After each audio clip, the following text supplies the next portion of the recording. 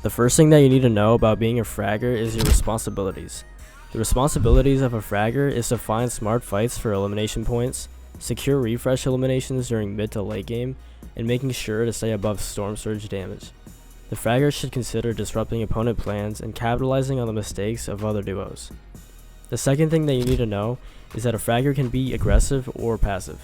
A passive fragger is typically good at turning defensive fights into offensive ones. This type of fragger is good at getting eliminations while also thinking about placement.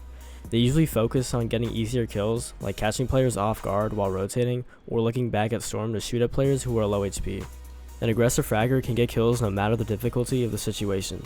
They constantly apply pressure to the opponents who are trying to get heals off, and they usually take more 50-50s than a passive fragger because they're confident in their ability and they have insane aim.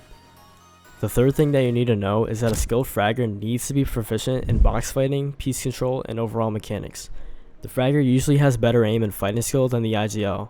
What separates a bad fragger from a good one is that a good one will rarely miss an edit and is always consistent with their mechanics. One thing that a fragger must always do is listen to the IGL no matter what they think.